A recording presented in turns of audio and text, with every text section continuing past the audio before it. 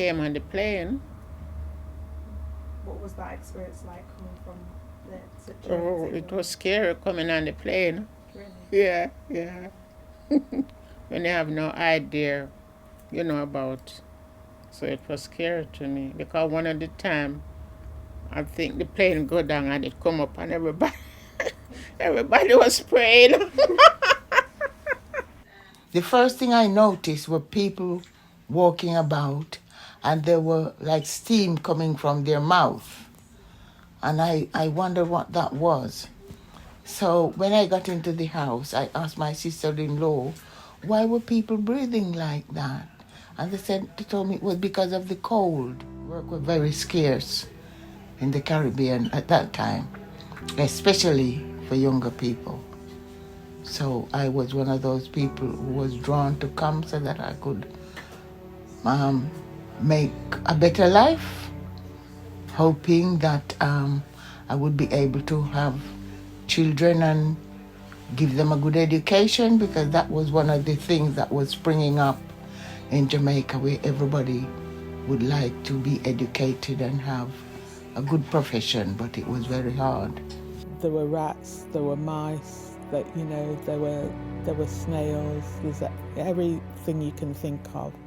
And the kitchen was next to a coal cellar, so it was in the basement. And then there were some outhouses across a cobbled courtyard, and there were people living in there as well. So it was very, very, very cold. But it was horrible. No bathroom. Have to go outside for toilet. Oh, it was horrible. I didn't think England was that living condition like that. In the 50s when I came, it was mostly factory work that was advertised.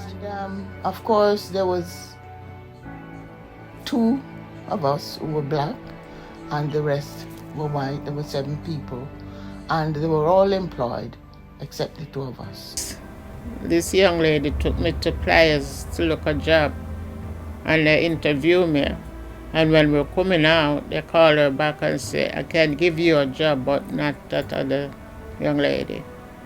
And my father remembers very vividly about the racism that he experienced in the 50s and the 60s. And one particular episode, he remembers being chased down North Sherwood Street by some teddy boys who wanted to kill a black person. How did it feel leaving loved ones behind? Oh, I miss them.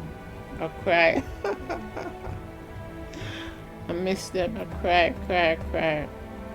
Till, well, you have to get over it and know you're not with them, so.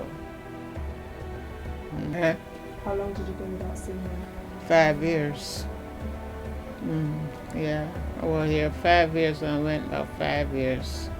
I went back in 5 years to see them. And I know even relatives who have left a child or 2 children behind. Those that I know have all sent for their children. Again, I would say I was lucky because sometimes the kids didn't gel. It takes a while.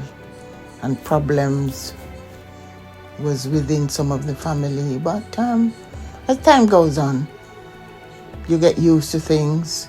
You get used to each other. So there you go. How did you feel when you reignited with them? Oh, can't explain. It was so wonderful, and everybody just glad to see me. And I'm glad to see them. But thank God, it's not too bad. It could be worse. Yeah. God, I got my children, my grandchildren, and my great-grand. So thank Father for that.